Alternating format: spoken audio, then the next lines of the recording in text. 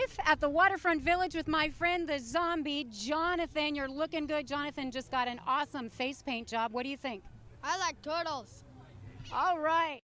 Who likes good news? Everyone? Then good news, everyone!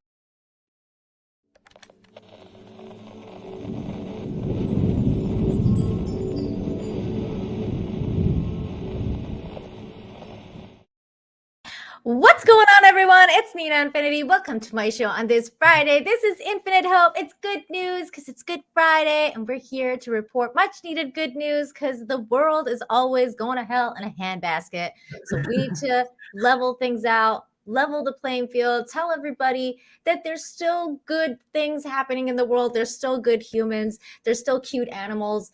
The sun shines, the birds sing, all that good stuff still happens on this crazy world of ours. And we got to pay attention to that as well. So with me this week, I have the wonderful Force of Light sisters here. I thought there was only going to be one, but there's double the pleasure. Double the Exactly. Force of Light. Hi, hello. Hey, Thank you for having us. Yes, it's good to be here. Yeah, I thought it would just be me, but Natalie's able to make it for the first 30 minutes or so. Bonus surprise. Yeah. I know. It's like, oh my God. It's like when you open up a cereal box or something and you're like, you got it for the toy and there's two in there instead of one. And you're like, oh my God, it's like the best thing that's ever happened to me. It's one of those things. So I was very happy. That you're here. So ladies, for those people that for some reason don't know who you guys are, which is weird because they should know, you guys are the best. Tell everyone who you are and where they can find you. Yes. Well, I'm Michelle. And I'm Natalie. Yes. I always mix them up. Yeah, she does. She's with me most Mondays, but still gets confused. Yes. You can find us at Force of Light on YouTube. We do reactions, reviews. That's why I was telling Nina before we came out. That's why Natalie was here. We just recorded our first time watching reaction of The Sixth Sense. Yes. That's awesome. Yeah. Have you seen that movie, Nina? Of course, yes. I watched it when it like, first came out in the theater. That was it was a wild ride. I guess without spoiling your review too much, just tell me, was it a good one for you or was it like no? That's a thumbs up. It's definitely 2 thumbs up. Yeah, it's true. Excellent. That's awesome. Yeah, I really love that movie, and it's funny because my husband has never seen it because the first time that it came out, one of his friends spoiled the ending for him. So he was like, well, I'm never gonna want to watch this movie now. And I've always been like, you should still watch it, even though you But I think it's still worth watching. Yeah, it is. But it is kind of the biggie. It's kind of a biggie. Well, and without spoiling it for anyone who hasn't watched it, it's like I pretty much put it together at that point, though. Once you hear the famous line, "I see dead people," you're like, yeah, a lot makes sense now. Yeah, I think maybe like when I was younger, I just, you don't catch on to those things quite as fast. But now, I didn't in my 30s. Well, I had questions, okay? Yeah, no, I get it. What? Oh my God. DL for $1.99 says 3 roses in a world of thorns. Aw, DL. The smooth talking already. Thank you. By the way, everybody, the links to the ladies' information is in the description. You want to subscribe to Force of Light. They hang out together. And of course, Michelle and I hang out on Toxic Femininity on Midnight's Edge every Monday as well. Well, most Mondays when we can make it work. But without further ado, let's get to some of this news now. I know that last week was Easter. Did you ladies have a good Easter weekend? Was it good? We did. Yes. How about you? Yeah, mine was good too. I mean, I don't really celebrate Easter, but it was a good weekend last weekend. Here it's so hot that I don't feel like you don't feel like that. Oh, the flowers are out or like things have changed. You're just like, oh, the temperature went up 10 degrees more. Okay, I guess it's spring. But like so, but I understand that for a lot of people it was a special thing that was going on. But I figured we'll start the news with a little bit of Easter news that happened last week. This one was funny that I came across, and I just thought it was hilarious. And it says Easter Bunny makes appearance in New York real estate listing. A real estate listing for a home in Rochester, New York, is going viral just in time for Easter. The house was featured in this this week on Zillow Gone Wild, which has garnered more than 1 million views. You never know what's going on inside a home just in time for Easter edition. The post read, "It's a pretty house." Yeah, it kind of feels like a time warp a little bit. Yeah, I was gonna say I feel like if I bought this home, this pink carpeting would have to It's gone. leave. It 100%. Like, it's get out. And I don't know what's going on with this, Pretty but epic. what? Yeah, this is like an early 90s decor, I feel. Yeah. Is late it? 80s? Is that what Yeah. it is? Yeah, like late 80s is what I thought too. Like Okay. late 80s, maybe. I was even thinking like 70s because, like, I mean, the pink carpeting, but it's not shag carpeting, It's so not I don't shag, think it's no. so I don't This is think a it's bold 70s. choice. Wow. It really is. The real estate agent Colleen Bracci said the property owners received 25 offers because I think the real estate agent chose to dress up as the Easter bunny and just took fun pictures throughout the house. It went for well over what it was listed for, more than 50,000 over the asking price. She said, Nice. and while the house has been spoken for, Bracci said she's pleased that the listing brought a lot of attention to Rochester. Here's another picture of the Easter bunny just chilling out. I mean, hey, I guess that's gonna get sales. And I mean, That's a pretty smart idea. who would have thought this would have done it though? I know, it's so bizarre. Really should. Look at this one, is so like weird. It's just creepy, but whatever. I mean, In fact, if my realtor sent me these photos of my house, I'd be like, you're probably fired. until they're like, hey, you got 5 times the asking price. Then you'd be like, Yes. And then I'm like, you're rehired. yeah. It'll be like that J. Jonah Jameson meme, like, you're fired. Never mind. Come back. I need you. Exactly. Here's Someone another in the one. chat put, yeah, baby, yeah. That's literally what that looks like on the bed. Like Austin Powers. Oh my God. I guess maybe there's just a lot of furries in that community. I don't know. I was trying to keep this family friendly. Look how far that went. Oh my God. Oh my God. Okay. Well, hey, whatever works. I feel like whatever works. Apparently the Easter bunny outfits work. I don't know. I wonder if like this was Christmas and the person dressed up as Santa Claus, if it would work as well. I don't know. I bet they're gonna find out though. Oh, Yeah. that realtor's going to definitely try that around Christmas since it worked for Easter. Why not? I would guess Was it a so. female realtor? Yeah, it was. Yeah, she's probably going to dress up as Uncle Sam for the 4th of July. I mean, she's just going to go, she's going to be a pilgrim for Thanksgiving. Might as well. 100%. Oh my God. We got Martin in the house. Hello, Martin. For 5 says, today is the first day of Easter for me. One of my eggs was chocolate.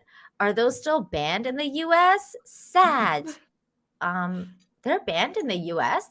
They banned chocolate eggs? No, girl, it's America. There's always chocolate. I know. I'm like, fried what? Oreo. What happened? I mean, come on. Though I remember because Cadbury had those like little mini Easter egg things. Like, remember that they had the little eggs. So they used to be like once a year. They just came out at Easter. And then I remember at some point it was an all year round thing because they were just so popular that they just were like, you know what, we're not going to take these off the market for after Easter. Because then they do like the Halloween ones where there's like the cream is like green, or they change it up somehow. But I know what you're saying, like they those do? Cadbury eggs, which I love the Cadbury eggs, so I'm not complaining. But yeah, it's like they find a way to like work them into a lot of holidays. They've got, That's they've funny. got the 4th of July one. They've got, yeah. Whereas they started my out, yeah, like just an Easter God. thing. That's funny. I didn't even know that because the ones that I'm thinking of, the ones that we had in Canada, were just the ones that kind of look like M&Ms. They're like the mini ones, or like the mini Cadbury eggs, Oh, and they have the chocolate filling on the outside, but they have the hard crusted, like the M&M shell thingies on the outside. And so I they know were what like, you're talking about. They're like, I know what she's talking and about. they're like Yes. pastel colors usually. yes, Is that right? yes, Yeah, I they're think I've seen pastel those. colors. She's talking about like the OG Cadbury egg that has like, have you ever had the one with the cream Yeah, filling? Like the Cadbury egg Yes. ones, yeah, the ones that look like the eggs. I can't believe you were just saying that they have those in Halloween now, and like They do. 4th of July. What spills out on the 4th of July? Is it like an I, American I'm flag? guessing. I was joking. I've on only the ever floor. realistically Yeah, I seen the think- Halloween I ones. think they only where put they do out. the green cream. I think they only put out those Cadburys for Easter and Halloween, right? I think that's think when I see so. them. Yeah. Oh, that's interesting. I wonder, like, for the for 4th of July, they should make it so that it's like red, white, and blue Red, filling or something. yeah. And it's just, hey man, They would that'll- sell. The that'll- right, that possibilities would are sell. endless, really. It really is. Now there was another bit of news that I thought was really sweet, of course, because first of all, he's a little good human that's doing this. But also there's a lot of other people involved, and I thought, of course, we have to talk about giving back to the community on Easter. A 6-year-old boy helps deliver hundreds of Easter baskets to kids in need. He's a sweet little boy. Here's some of the baskets that they offer to the kids, and there he is. And we're gonna watch this video here. So here we go. And 3 candy bars. 1, 2, 3. Some warehouses are for goods. That's nice. They get a little variety. Others are just for good. You guys find the hardest part is closing the bag. And this place in O'Fallon, Missouri is to Easter what Santa's workshop is to Christmas. So we're going to go ahead and count the toilet paper. Welcome to Alleluia Baskets. Let's start with the girls. It's a nonprofit that spends all year assembling Easter baskets. The Easter baskets are geared to go to children who are living at poverty or below the poverty level, so the underserved. Everybody that works here is a volunteer, We can Good do all people and blankets good or we can do humans. all stuffed animals, your choice. and even the littlest believes in something bigger than himself. Why did you want to help? Why was that important to you? Because I thought it would be nice to help other people. What do you think about this one for a boy? Oh, it's cute. I don't think a boy would like that. 6-year-old Lagi has been How sweet is this kid? I love him. So sweet. offering his services Do you think to me this would be a curious face? since he showed up with his mom one day when he was just 3. It's done. It's a boy basket. When he left that day, toy he said, basket. I'm going to go home and I'm going to collect more items for you. You need more stuff. You need more Aw. people to smile. Ready? Let's go. And like the Easter Bunny himself, Luke has been leaving a trail of kindness ever since. All of our Easter baskets come with a little stuffed animal to love on. They're also filled with books, art projects, socks, toothbrushes, and toys for the kids. Luke came this year in February with 12,221 items. What? That this little boy collected from July when we sat down to talk to February. It was enough to fill a box trailer. We made a wish How list on sweet. Amazon, and then we kept getting boxes on our porch almost like once a week, pretty much. He loves people, seeing them happy. He loves this because he gets to do that. The mission actually began as a school project when Karen Messler was an 8th grade teacher. Her class delivered 25 baskets that first year. We just picked this up from the Cottleville Weldon Spring Chamber. She started Alleluia a few years later, and they now deliver hundreds of baskets all over the St. Louis area. Growing Wow. up, we didn't have a whole lot, and Easter was really my absolute favorite holiday, and it always has been. And the holiday is fast approaching. I did this one. Luke says he can't wait to deliver more smiles. I feel like they're really happy. Yeah. Mm. And what does that do to you? When you know they're happy, I think I'm happy too. Lots of kids are going to smile. Luke Ferlagi and Alleluia Baskets, Let's head out. Ready? showing us all that the most important thing to put in an Easter basket is heart. Thank you, sir. Thank you for your help today. We share that serving heart. That is for sure. Oh, how Aw. sweet. That's precious. That is. Yeah, that's it's kind of so like the sweet. it's kind of like the I don't know that you did them where you are, Nina, but at Christmas every year here there's Operation Christmas Child, and you Yeah. put together like a shoebox, and it's kind of the same Like for thing, boy or girl, boy or yeah. girl, and you put like some toys in it, toothbrush, socks, that's Mhm. is very similar, just that's for Easter.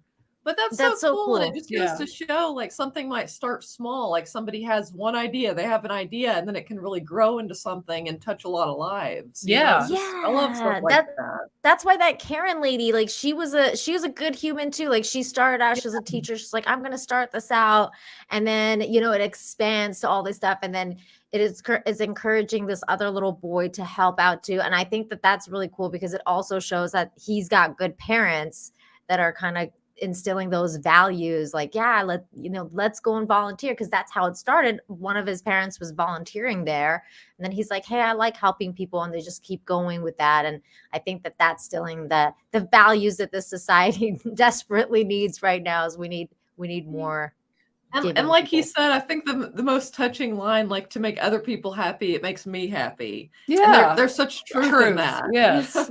Like you, it Is. really is more blessed to give. We live in such our society, like you said, we need more of that. Our society is it's so selfish. Like everything's so how I identify, Yeah. how what you say affects me. Like we live in this Mhm. very, very how selfish I culture. feel, like, Yes. Mhm. And so it is Selfie just stick. refreshing. Yeah. Yeah. Yeah. Yes, so it is refreshing because I think so few people do sadly think of others these days. And I think most Mhm. of us, if we would get our eyes a little more off ourselves and onto what we could do, or just a way to just make somebody smile, it's like it actually blesses and improves our lives, like Yes. when we'll do Yeah, that. it's the little things. And you guys were It talking is. about the Christmas thing. I remember when I moved to Canada, like, because my mom was a single mom, and Canada's a socialist country, so we had programs, and but I don't necessarily think those things are a bad thing either, because I remember like my first Christmas in Canada. Actually, it was my second Christmas, because the first Christmas we were with other people because we were living in this other person's house, because they were kind of like helping us out and stuff like that. But my second Christmas, my mom and I were alone, like in an apartment, and we barely had any furniture. And we were, trying to make stuff happen. And my mom was working really, really hard. And, it costs a lot of money to make magic happen.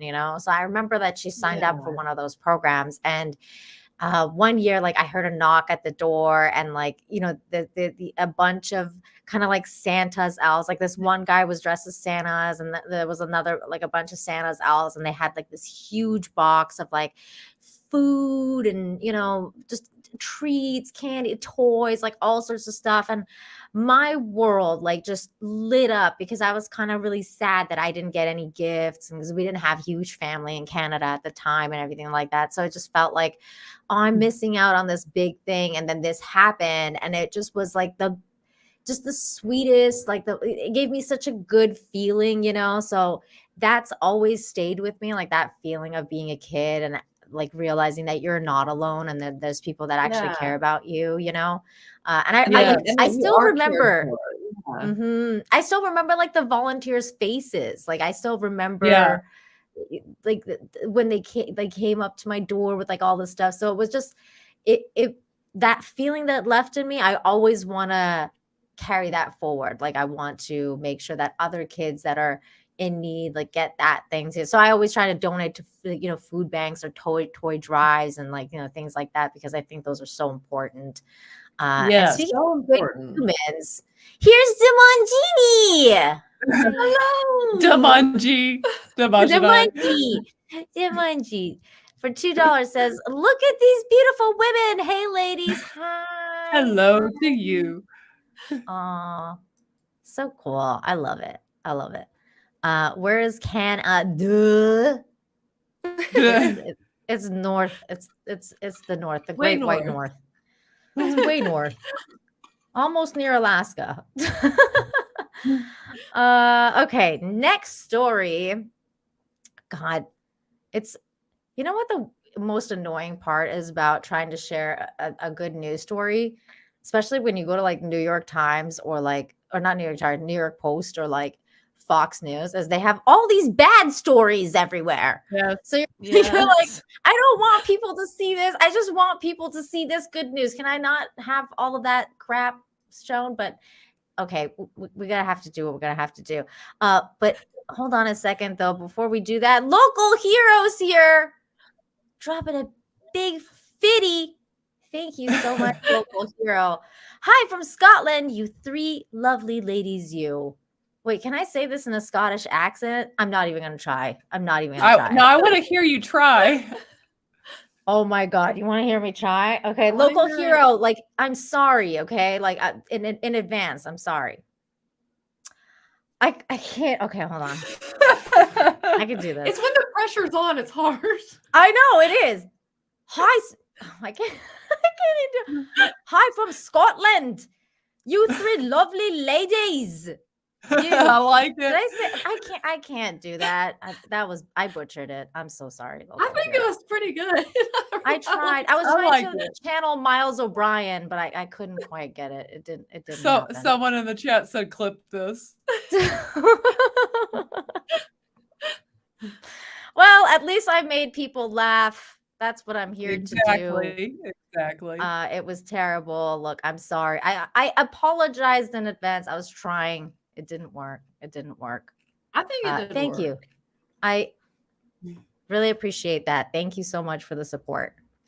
Okay. Next story. Okay. Russell Hall is telling me it's horrible. Okay. Thanks, Russell. At least one person's honest. Russell, don't be that person. All the person you choose. Oh my God. Oh my God. Somebody said I sounded like fat bastard. Oh no. All right. Well, he's supposed to be Scottish. Well, Mike Myers is Canadian, so that makes sense. It's like a Canadian Scottish accent. You know what? This is true. I should watch more drinker videos, and then maybe I can. Yes. I can get on that. That was terrible. When I think of the drinker, though, I just think of the message. I know. Go away now. Yeah, the go away now. I love that. Go away, dude. We got a couple member messages also from Robert Lowry sent an early member message saying, "Hello, Nina and Michelle. I hope your Friday's going well." I think he didn't know at the time that you were going to be here, Natalie. So that's why he didn't say hi to you. But now you're here. Don't worry. I'm going to update that picture, and you're gonna be on there too. And then Charlene just sent a message saying, "LOL, Nina, you have a better Scottish accent than an English one." Oh my God, they're right. My English. Okay, let's hear so your bad. English one. Yeah, now we need to hear it. You don't want to hear my British accent, I swear. You don't want to hear it at all. No, it's bad. It's all bad. See, I told you it was bad. Oh, okay, moving right along to the next bit of news. Not too bad. Good. I'll join it with you. I wonder if, okay, real question, and perhaps it's not a good question for Infinite Hope, but I wonder if British people think it's cultural appropriation when like Americans do the British accent and it's usually terrible, or like Scottish people or Irish people like, see there, please stop the accents. Like, is it like cultural appropriation? Should we stop? I just think it's funny. I think it's fun. I do too. Yeah, I do the Persian accent. It's and funny. I love Go the ahead. way they talk. So it's not like it's kind of like I wish I could talk like that. So I think it's adorable. I do too. I mean, I do think like I make fun of the Persian accents all the time because I think it's funny. Like, but I could do that really well because I'm Persian. Like, what is the Persian Force accent? of Light is very good. I love Force of Light. Very good channel. Please go and subscribe. You will never underappreciate that Force of Light always look good and they're the best. So please go and subscribe. Thank you. So see, I can do the Persian one really well. I feel that I feel someone needs to clip that for me, and I'm gonna put it at the front of our live stream.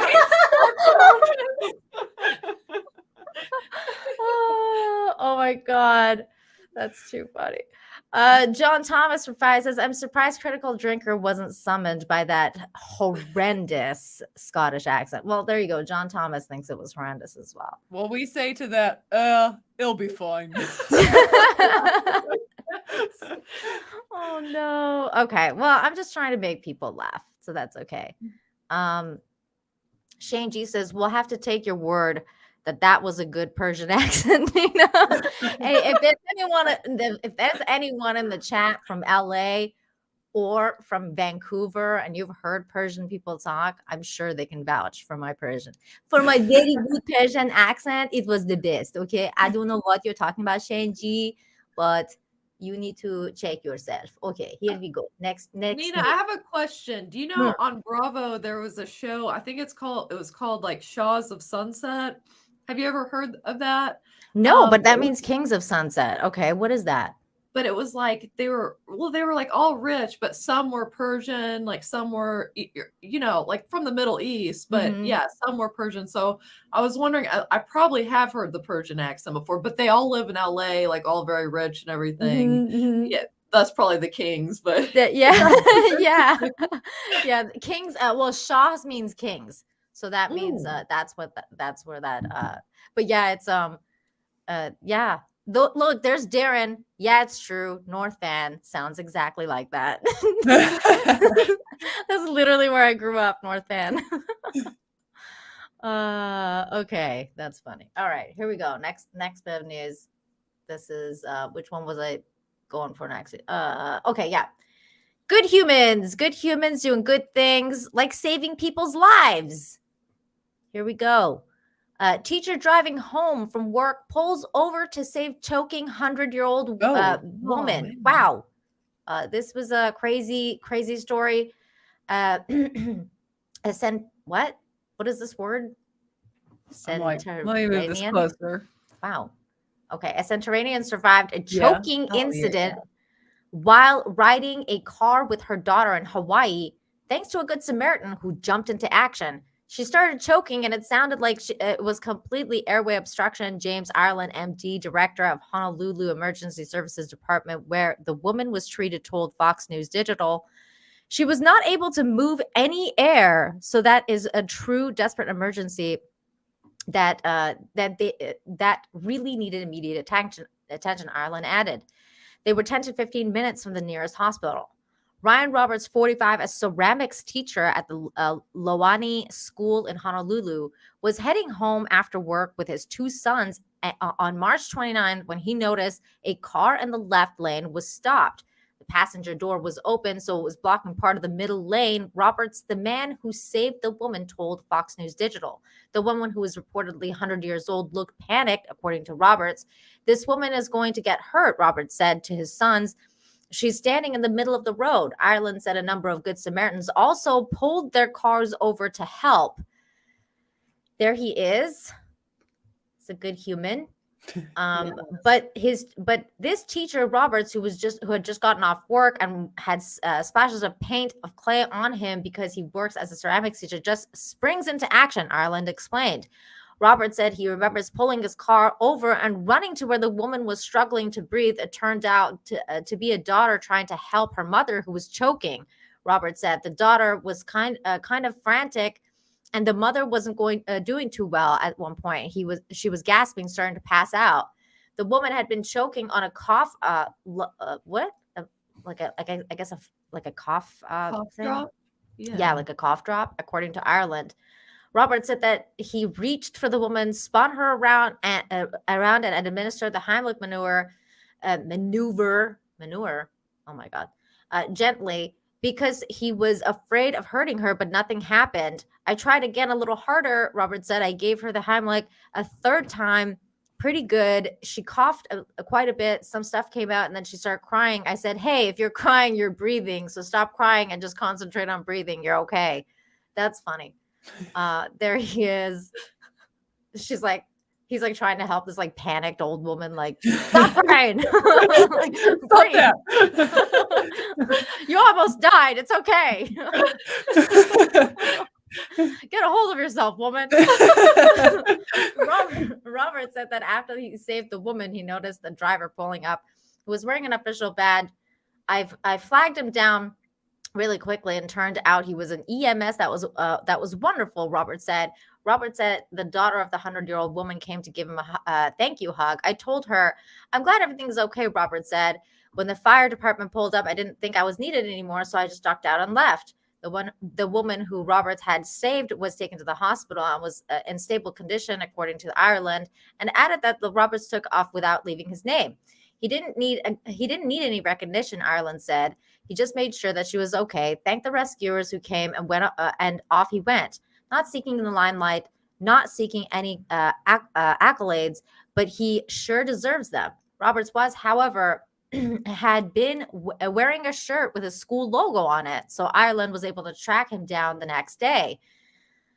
We have this expression about our school one team because we're collective in the terms of our culture. Tim Cottrell said of school at the Lonnie School told the Fox News Digital, we're all for one for all community, and humility is a big part of who we are as a school. And he added, so somebody like Ryan Roberts, he's not going to toot his own horn. Roberts is part of a legacy of teachers at the Lonnie School, Cordell said. Roberts's father, Dave Roberts, was a ceramics teacher there and was one of those incredibly iconic teachers. Roberts' uncle Steve worked on the grounds crew.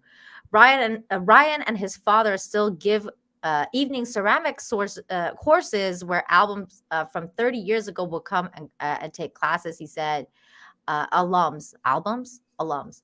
And apparently this was not Roberts' first time to save someone's life. It's his fifth, Cordell said.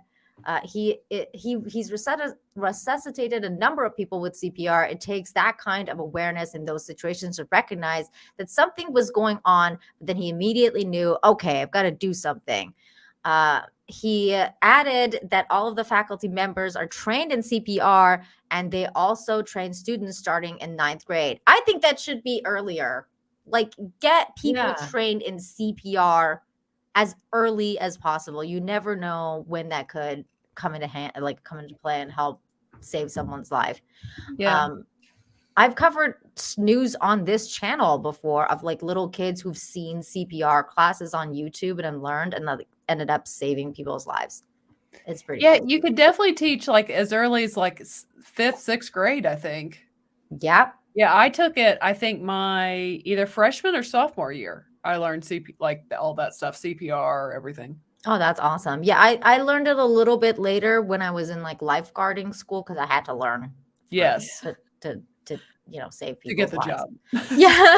It's literally like part of the thing that we're trying to do. But I mean, good for him. Good human, right place, right time. He just casually saved 5 people. Yeah, just casually, once in a while, he'll just do his hero's work and call it a day. Just a regular old Tuesday for me. Turd Rocket for $10 says, I can vouch for Nina's accent.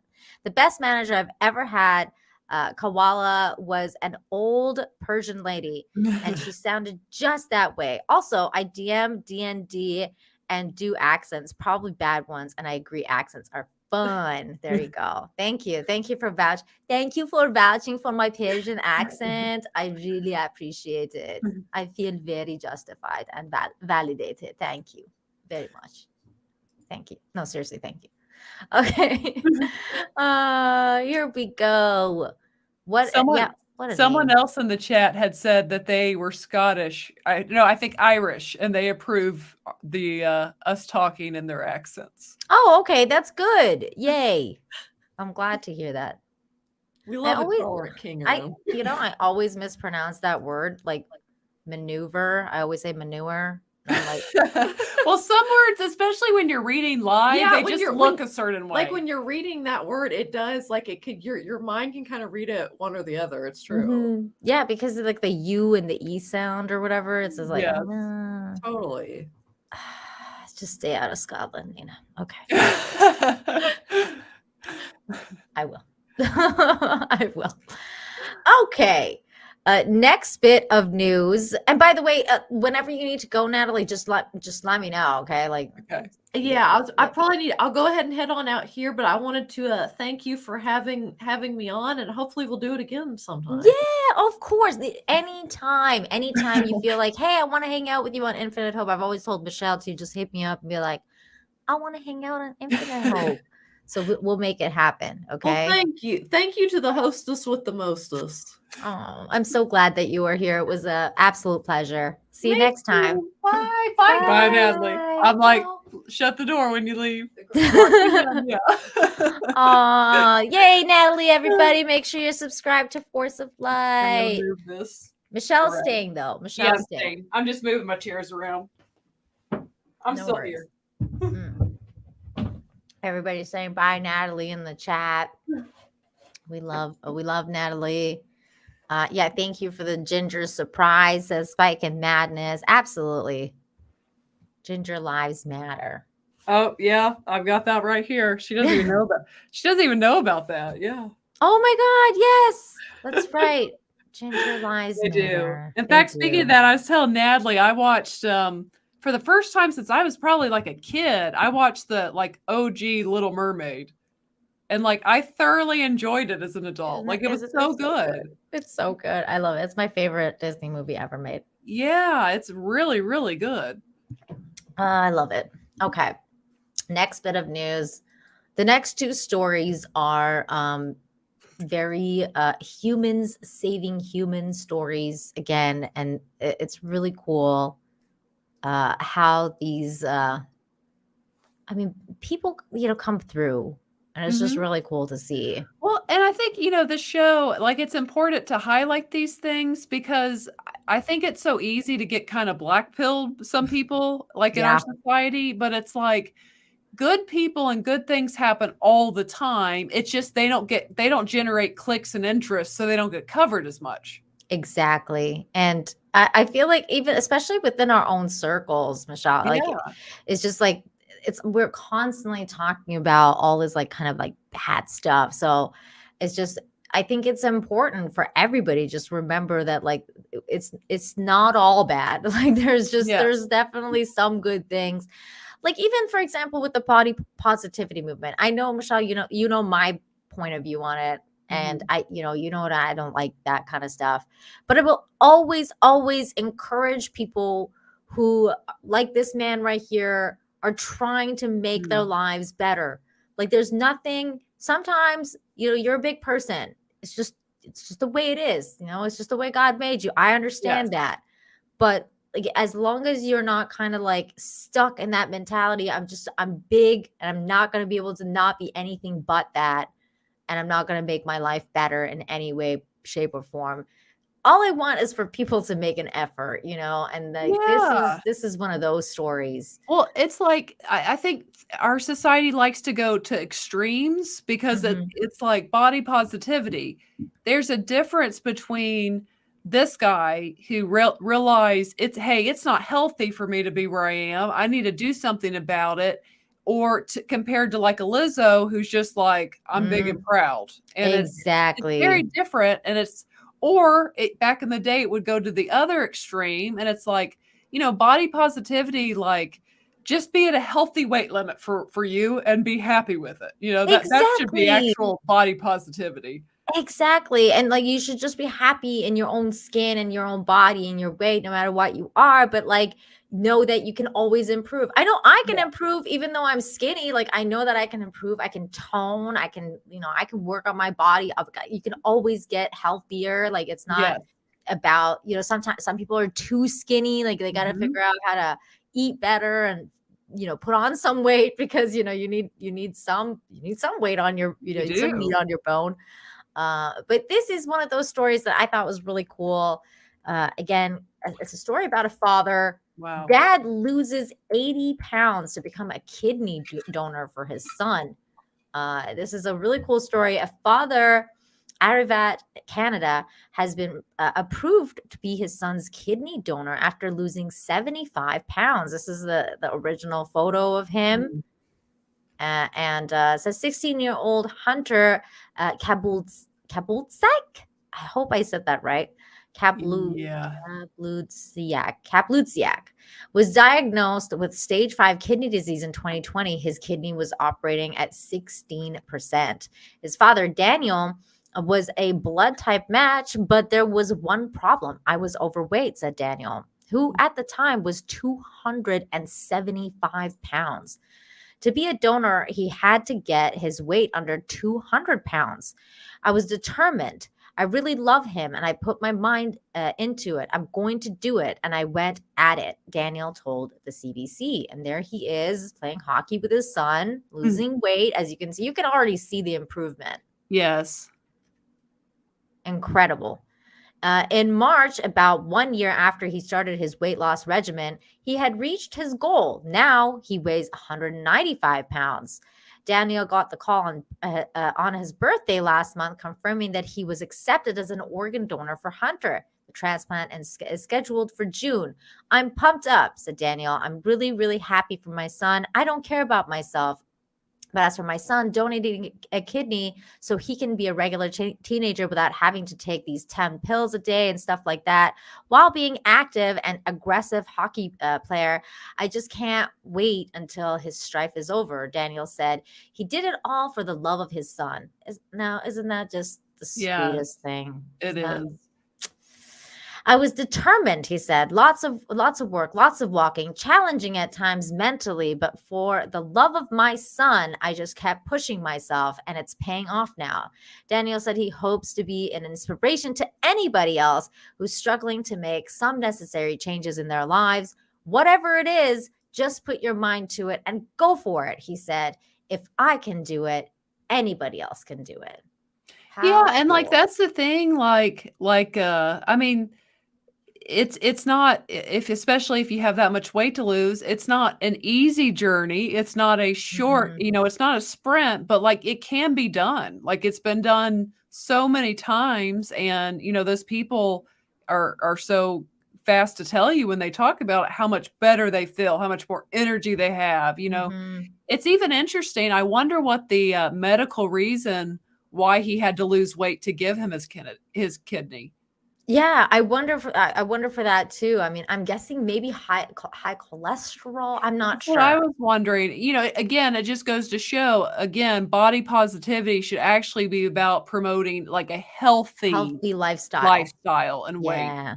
Yeah, 100%. But like aside from that fact, also, I mean, it's good that his dad wants to lose weight because now he's going to be around longer for his son as well. Yeah. But even aside from that, I think that just to note that the love that a father has for a son, it's like, what? I like, this much weight, of course I'm going to lose this much weight so I can, help my son. And I think like that's really, really cool. So, well, that's just like, yes, a good father. Any good father would do that for their children, and that's precious. It really is. 201 Studios is here. Hi, for $2. Says Happy Friday, ladies.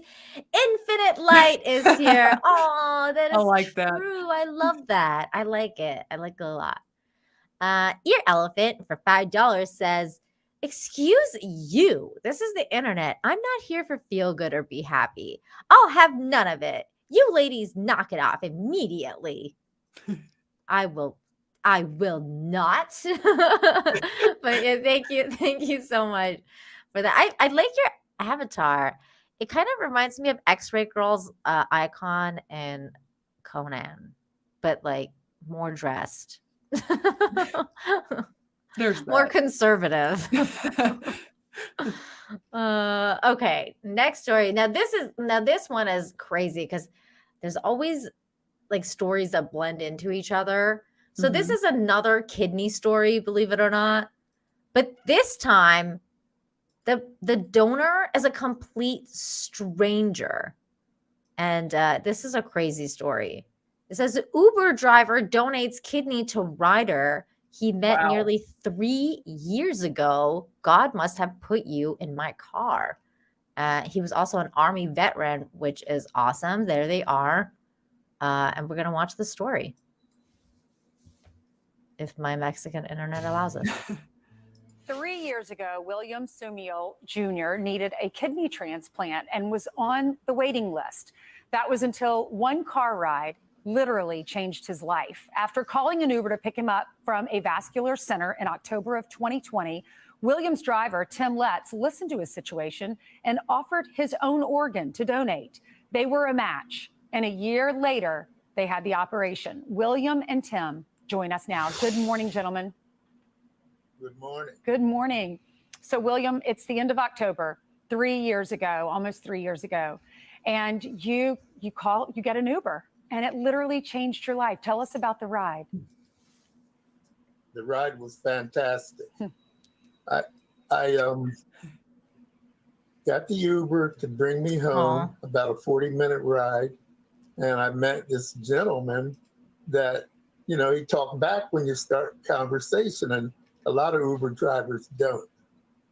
And so it inspired me by his friendliness to tell him about my situation. Mm-hmm. And at the same time, he was telling me about himself, that he was a veteran and how he drove Uber on weekends and different things like that. So, you know, at some point, Tim said, God must have put you in my car. And I wasn't sure where that was going, but it was positive. A little later, he says, well, I don't drink and I don't smoke.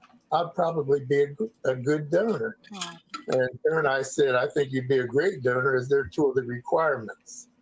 So we got to my house, and Tim says, if you'll take my name and number, I'd like to donate a kidney to you.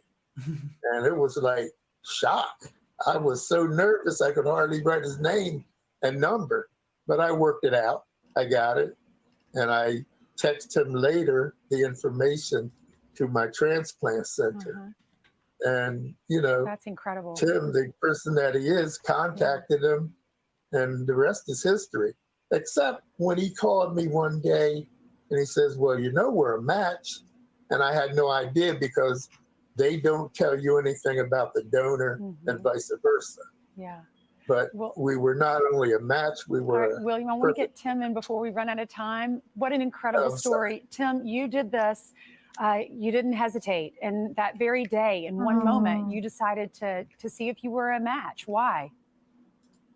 Yeah, so I mean, I'd always considered donating an organ. I come from a relatively healthy bloodline.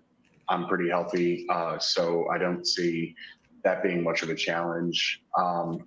And when I met Bill, he was that same type of person that I see myself as. You know, he gives a lot of quality time of his life to other people so that they can have more quality in their life. You know, and if a person like that can't have somebody stand in their corner, then kind of what's the point of it all, you know? Mahatma Gandhi says to be the change you want to see in the world, and Maya Angelou says to be a rainbow in someone's cloud. And those things, they mean the world to me. You know? All right, well, God bless you. God bless you both. You saved William's life. Now, William, you can see your grandchildren grow up, or your children grow up. God bless you both. That's how I feel about, like, I live my life on that Mahatma Gandhi quote. Like, you know, be the change you want to be. Like, whose quote is it? Mahatma Gandhi's quote of be the change you want to see. Like, you know, if you can't sit there and complain all day. You gotta do it. You gotta do something about it.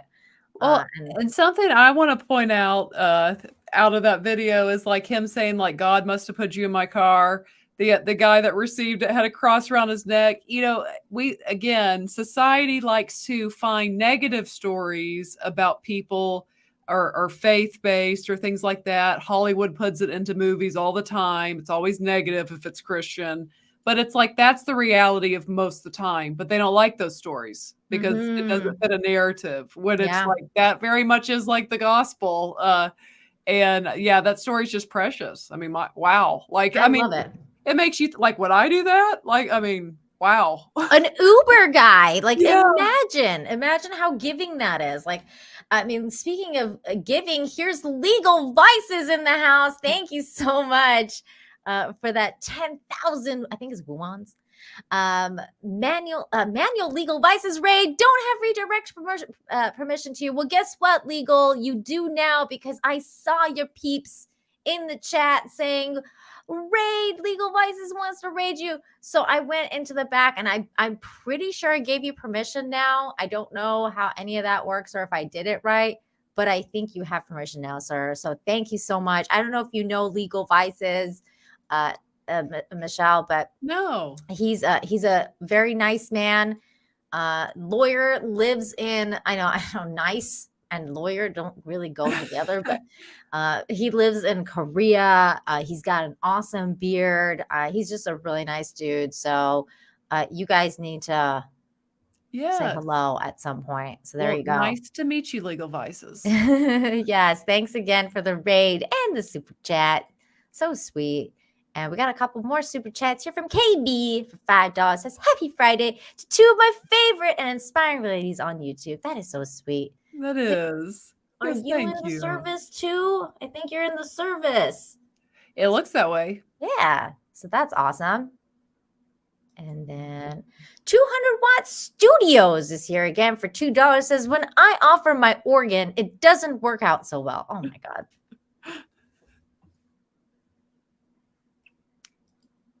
We're not even going to ask why. Oh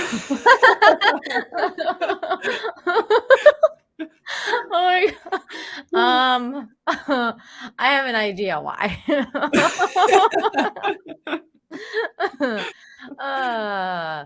Oh boy. I'm trying to figure out which clip I should play for 200 Watt Studios saying that. So I'll just play this. Oh, won't somebody please think of the children? I didn't know where to go with this. And I think there's a scrappy pirate in the chat. There's a scrappy pirate. He's not a neat pirate. He's scrappy. And he just gave out 5 Nina Infinity memberships to the chat. So thank you. Thank you so much. If you received a Scrappy Pirate membership, my membership from Scrappy Pirate, you say thank you to Scrappy Pirate. Thank you so much. How does one receive the memberships when they're given? I've been in these chats and I'm never one of the people that receives. Well, have you okayed it? Because you have to say, so I've never been asked, so I guess it's not like I would get asked to okay something if I got selected. Well, at the beginning, like if you go to super chat someone in the membership section, it'll say, "Do you allow to be given memberships?" Okay. Like you have to okay it with Google first. If you haven't okayed it, you're not qualified to get one. Okay, gotcha. Because I think you have to kind of like give permission, and then random if gifts are turned on. It's kind of random. But there you go. Yeah, you have to give permission. There you go. Okay. Next story. That was really cool. I love that story. Yeah, that was Now, this next story starts out really, really sad. Like I was like, okay, this is, I don't know if whenever I read these stories, I'm like, oh no, like I don't know if I should be covering this on Infinite Hope. But I feel like that's literally the goal of this show, is to show the balance between how you can go from extremely like sad and extremely like, just bad news to, oh my God, like all of these people, there's a balance to that. Like there's bad people, because bad people exist. This show is not to prove to you that bad people don't exist, because they do. But this show is to show you that good people also exist, and they usually balance out the bad. And that's what this story does here. So this story kind of really broke my heart, because I have a green thumb and I love farming and I love that kind of stuff. And it says, a woman who feeds the needy found her garden sabotaged. TikTokers rallied to help her. TikTokers have shown their love and support for a woman that was left heartbroken after her farm was sabotaged. Carly Bird from Harlow, England, found the soil covered in salt and posted an emotional video about the incident on TikTok. Bird, who has multiple sclerosis and lupus, told viewers that she believed someone trespassed onto her plot of land and poured salt to destroy the work that she'd put in to help feed people in need. Last November, Bird began posting about her Meal on Me with Love initiative.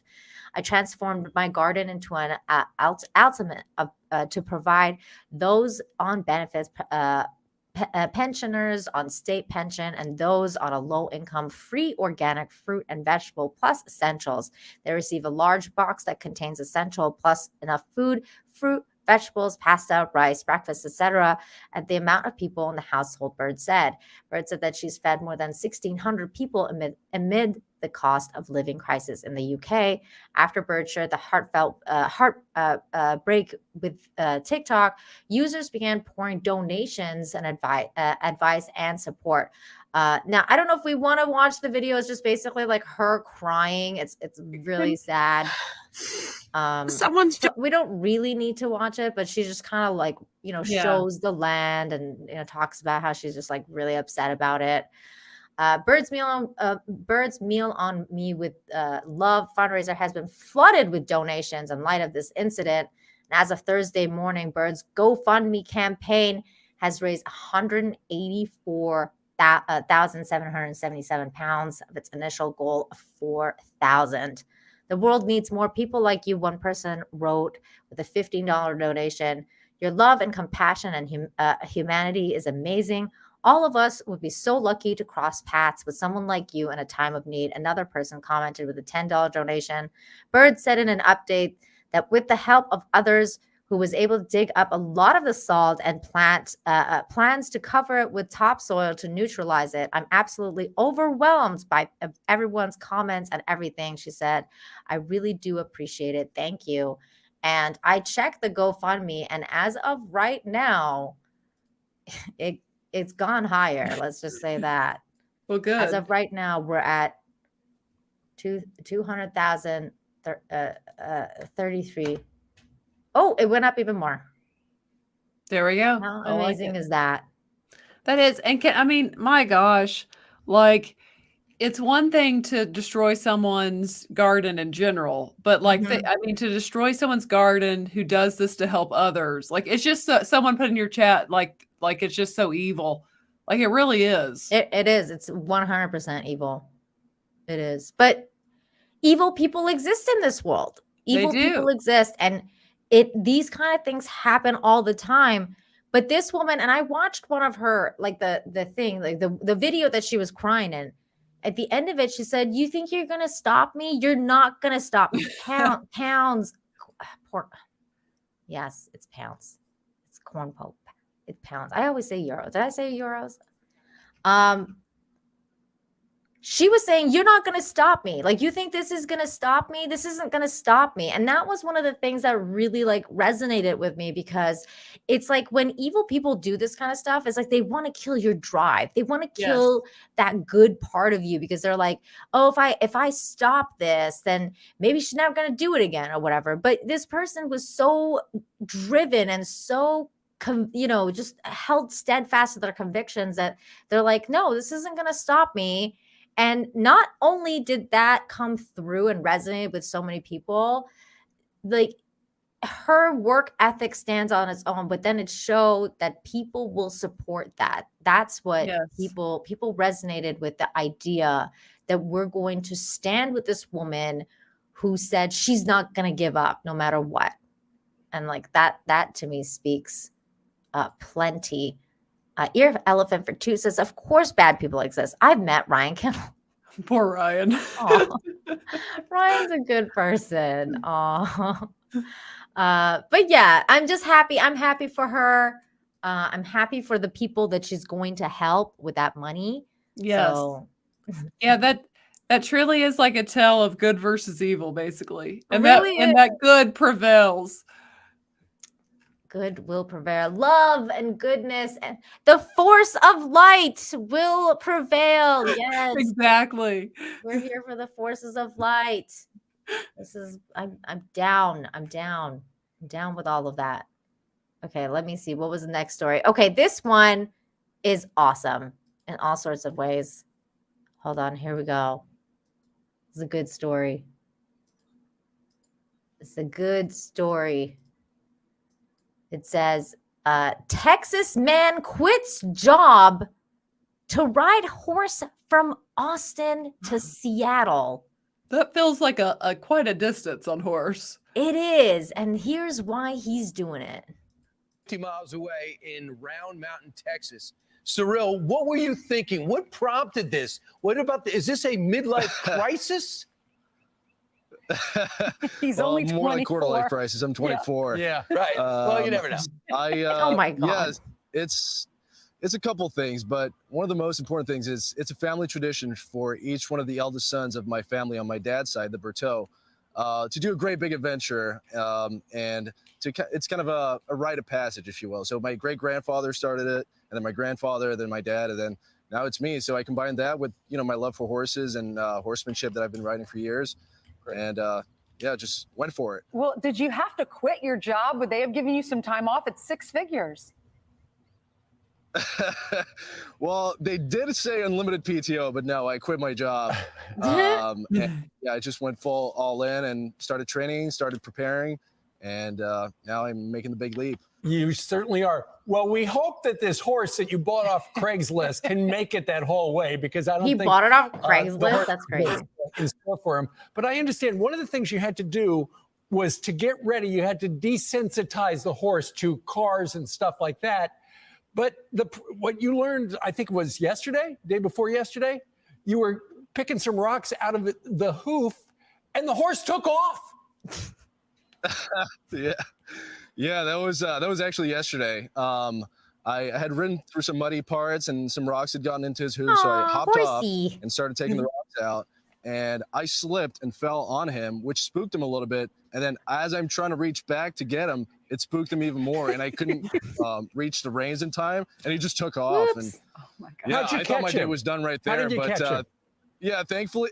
Well, so I started running down the street, and I see this Mini Cooper come up, and this lady comes out and says, "Hop in, my husband's going to drive you." And so we run down, and I just opened the door and stopped my horse, and that's what happened. Just like they used to do in the Old West in the 1850s. They used to stop Mini Coopers, and the horse got away. Exactly. Now, you say it's not about the destination, it's about the journey. What did you discover? Say that again? What are you going to discover on the journey? What do you mean it's about the journey, it's not about the destination? Yeah, so it's a lot of things. I see this as a challenge, mental, physical, spiritual. So I think I'm going to learn about myself. I think I'm going to learn about the country I live in, the people I live with, and I'm going to have what seems like unsurmountable challenges ahead, and I'm just going to be ready to face them. And I think people go to university, and I sort of take this as university of life. I'm just going to put myself in tough spots, and I think I'll be a better man afterwards. What did your dad say? Did he say, "Son, you're crazy," or "Thanks for carrying on the tradition"? Well, sort of both, because he didn't do it by horse. He did a trip across the world for 3 years, which is a little different. But he was very supportive. He just told me, "Hey, son, just worry about your safety. That's number one. We want you back at the end of the day. It may be a great big adventure, Good but dad advice. we want our son back, and I also want to be alive to tell the tale." Indeed, and people can watch you. What's the website? Yeah, I'm on TikTok, Instagram, and shortly soon I'm going to be on YouTube. It's Too Raw, Too I like how Ride. Number two YouTube is raw, number two last. ride. All right. Yeah, it's I know. Yeah, YouTube and Instagram, and then maybe I'll go on YouTube, possibly. But oh man, it's one of those things that I didn't expect when I heard that story. I was like, oh, what a weird thing to want to do. But I also like the idea of carrying on tradition. What did you think of that story? It's kind of like it's like the horse version of Forrest Gump. It's like one day I just started running. Oh my God, that's so funny. There are so many people in the chat that were like, oh, like Darren was like, gas is so expensive now. Yep. Everybody's saying the most. Guys, this is supposed to be infinite hope. Like everyone's like, bring a gun. Like, oh no, he's going to Seattle. Like bad things gonna happen. Yes. I hope he does. Well, he's a cowboy. He's gonna have a gun. He's a cowboy. Yeah, he's probably gonna need it, man. He is gonna need it. I mean, Especially if he goes through Portland. Yeah. DL for $1.99 says, Michelle, I'll be glad when you have channel memberships. I was working on that yesterday. Trying to get that going. Okay, good. So things are happening. You're gonna get those soon, and you'll be fine. Everything's gonna be okay. Hold on. What did it say? This is true. I live by this. Yes. You prepare for the worst. You hope for the best. You prepare for the worst. You have to be. That's the story of my life. I live in objective reality. Well, I think it's like a friend of mine one day was like, Michelle, you are a realist optimist. And it's like, that really is what I am. Like, I'm real, but I'm optimistic. That's what I am too. Yes. Yes. That's a very good description. That's a very good description. Okay, so the next story, this is the highlighted story on the thumbnail. I thought this was really, really sweet because this guy just basically changed this little boy's life. Lowe's employee goes above and beyond and builds life-changing apparatus for family. Here's the little boy. He's very sweet. And we're going to watch the story so I don't have to read. So here we go. Family just trying to make life easier for their son walks out of a store with not just a new friend, but some life-changing help. Our Jennifer Lee with more. This family walked out of the Lowe's here in Brookhaven, extremely touched by this generous and caring act by one of the employees. And we've now come to learn that they weren't the only ones inspired during this act of kindness. There we go. A smile that will melt your heart. William Getty now has parallel bars to practice his steps. He was born very prematurely, just 23 weeks. So as a result, he has quadriplegic spastic cerebral palsy. And one of our goals for William is to get him walking. The parallel bars were in many ways a gift, not only to Will and his parents, but also to Dave Urban, who works at the Lowe's in Brookhaven. He met them in the PVC aisle. And I thought I would just be finding some fittings, making a couple cuts, and then I saw Will. And I found out what we're building. Hey, William, what do you say to Dave for building this for you? Filled with purpose and resolve, Urban went above and beyond, spending half an hour fitting and cutting the pipes to the specifications the family researched and found. Then came the test. Will got up out of his wheelchair and grabbed hold of those bars. And I think you saw that courageous smile of his, just the sense of pride. And it keeps getting me. Oh, he's still like crying about it. Yes. Will can use the parallel bars to Seems like a practice teddy walking bear. forward, side to side, and to pull himself up to stand. It was evident that it meant a lot to Dave too, because he started to tear up as we were, as he was building it, and it was just really cool. I just think that Dave was really nice to help my little brother build these things to help him walk. Will is a little shy, but showed us how far he can go. Look how happy he is. This after just one day of having the bars at home. It was just kindness that touched us and really meant the world to us. Just go the extra mile, and it may just reward you 100 times back. In Brookhaven, Jennifer Lee, Fox 29 News. Ugh, that's so amazing. Just that go the is. extra mile and it may reward you back 100 times more. What? Yes. What a good human. Yay. Yeah. It's amazing. Well, that's just so sweet because he needed it, and look, it will really help that kid. Truly. Yeah. And it was so cool because she was like, the mom was saying it's just been like a day, and like he was already walking, and like he was already all the way through. Yeah. Yeah. And like, so that's going to help him so much. I can only imagine in like a month of him doing that every day, he's going to probably be able to walk by himself very soon without the bars. Yes. So that's yes. cool. Yeah. So that's awesome. Yeah. That was awesome. I love when people just take the time Yeah, out of you their could tell he was struggling not to cry the whole time. And I mean, I understand why. I would too. I know, me too. But we're girls though, so like it's like, oh, he's a man, like he can't be crying. And it's just like, dude, he has a soul. Like he's Yeah, you're allowed to cry for stuff like this, man. Yes, you are allowed to cry for stuff like this. Legal Vices, thank you for the 10,000 woolly bullies. I just like calling this woolly bullies because it's got W on it. See, Vice Squad peeps, I told you Nina's one of the good ones, and now we love Force of Light now too. Yay! Thank you. Thank you so She's much. got a Legal Vices. redheaded sister too, guys. It's pretty freaking amazing. I mean, that's why I have to bear this cross. It's the cause of Ginger Lives Matter. Yes. They're both beautiful. Oh, it's so great. I love when good people meet. Thank you, Legal Vices. That's so sweet.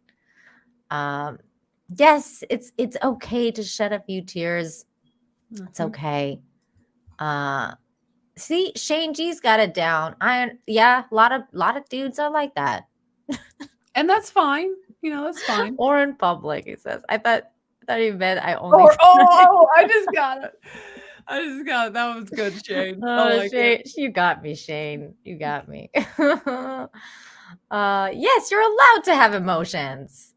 You are. Yeah, it's Woolongs. It's Woolongs. But I call it Woolly Woolies because it's funny. And Mandy came up with that. Okay. This is a funny story. It's a little bit of a... So we got 2 library stories. I'm telling you, Michelle, it's so weird. Like, whenever I look for stories, there's always like a theme. It's like, oh, here's a couple of library stories. Okay. Here we go. I thought you were gonna say another low story. It's like, oh, okay. No. This one, these next 2 are library stories. I'm like, okay, that's funny. There was like 2 kidney stories. There's 2, library stories. Usually it goes like that. Album returned to Toronto Public Library nearly 41 years after its due date. Better late than never, said the library. And good thing we eliminated the fines last year. So this is the album cover that was recovered, and this was the post that they made. It says better late than never. Due on October 5th, 1982, this album finally made its way home to Spadina Road branch after nearly 40 years. Good thing we eliminated late fines last year. And the article goes a little bit into how the fines that they used to do for the libraries, like it actually has proven to be kind of like against, like returning it. Yeah, like it's unhelpful. Like people just weren't returning them anyway, or like they were not coming back to the library. So it's better to just get rid of that, and then people will actually come back to the library and like rent out more, or like use the computers, or like do these different things. But this was basically the news. Like it's like, I mean, all of this text is kind of unnecessary. He returned it after 40 years. Yeah. I mean, when you better late than never, I think so. I think it's funny. I mean, look at this woman's face. I've definitely paid some library fees in my time. Same here, girl. I mean, that and like, dude, the video fees. It's like, oh yes.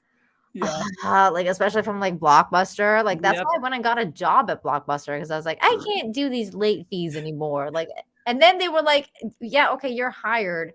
You get 10 free movies and video games a week, but you still got to pay late fees on those. And I was like, oh no. You're like, I'm still screwed. Yeah. You'll get the thing for free, but you'll still have to pay late fees if you bring it back. You worked at Blockbuster? Yeah, for a long time. I used to love Blockbuster. It was so fun. It's probably one of the funnest jobs I've ever had in my life. It was super fun just to talk to people about movies and stuff like that. It was basically what we do now in person. I miss it's not the same just scrolling through on Prime or whatever you're watching, Netflix. Oh my god, yeah, the rewind fees. Are you kidding me? Like I remember those when you didn't, like, if you didn't rewind your tapes. I forgot about that. Oh my gosh, yes. Yeah, I remember those. Oh my god. Say Blockbuster and you know exactly how it smells. Wow. God, those were good times, man. They were. I enjoyed it. Well, it just kind of allowed people to get out. It's something to do. Like, let's go look. You may not even get a movie, but you go look. Yeah, we just like I remember when we would just wander around Blockbuster just looking at what's out and then like not renting anything, and the You're like, Blockbuster people "Eh." would be like annoyed, like, why even in the store then? Get out. You're like, it's something to do. Yeah. I'm just waiting for the bus. Like, Yeah, exactly. No, I used to like Blockbuster. yeah, same here. Be kind, please rewind. I remember those. Yeah. Yeah. I tried to be kind and rewind, but sometimes I would forget and I'd be like, are you kidding me? Like a $2 fee for not rewinding? Like, what the hell? You're like, that's not kind. Yeah. Yeah, Oh my that's God. just It too much. reminds me of that episode of Seinfeld because they had an episode about that when he rents like Rochelle and he forgets to rewind it. So he's like, you know what? I'll just go back and watch it again and then I'll rewind it and then I'll bring it back. Oh, those good times. Okay, here's the next library story, which is very sweet. And it says public library receives floods of donations for beloved senior cat. Thanks to the community, a public library has raised enough money to ensure that the care of their treasured senior cat. Aw, cutie. Libby the cat lives at the Asheville Free Library in Asheville, New York. She's 19 years old and has brought joy to library patrons for many, many years. Unfortunately, the older she gets, the more costs to keep her healthy. This year alone, we've spent nearly $900 on vet bills for her treatment for an ear infection and a cold. For a small library on a very limited budget, this is devastating, a spokesperson for the library said. The public library, which relies largely on township support and donations, launched a GoFundMe to try to raise funds for Libby's vet bills. Libby is getting older, slower, and a little frailer, but we're determined to give her the best care that we can. Unfortunately, that comes at a cost, the library wrote on the fundraiser. Well, guess what? They got their fundraiser raised. As of Friday morning, more than $2,900 has been raised, surpassing the $1,500 goal.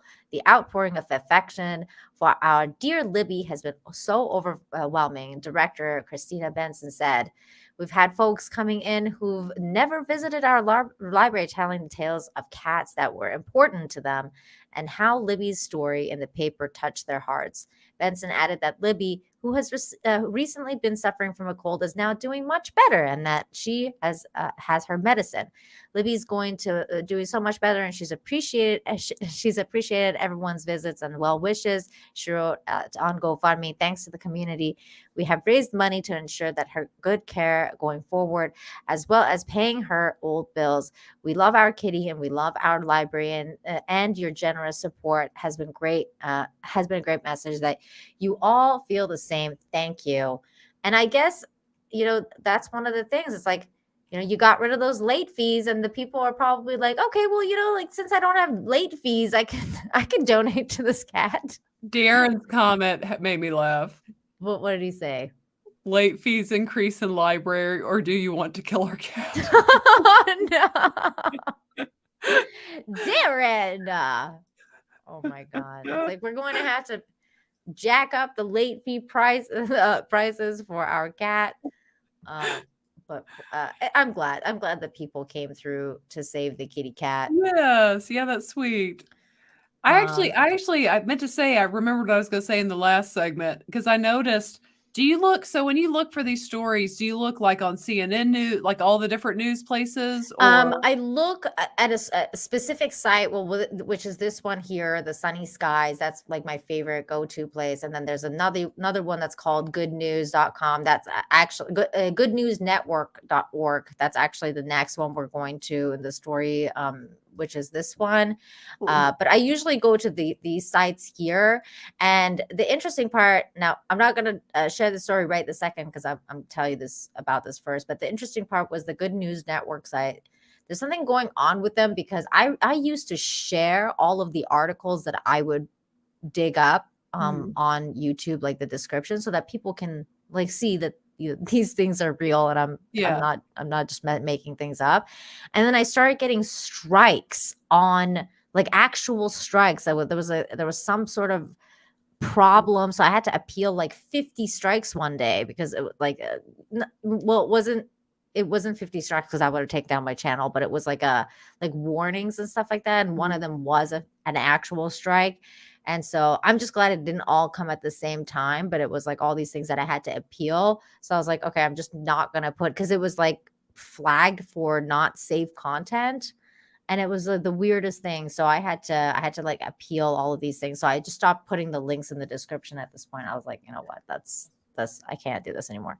Well, the reason I asked is I noticed, like, out of major, like, American news channels, like, you seem to get most of them from Fox. I was just wondering if CNN, MSNBC, if they don't do a lot of the good stories. There's who does, I forget that guy, that one guy, he does a really good work. I think he's on MSNBC, but maybe it's not on MSNBC. I forget. There's this one guy that does really good work.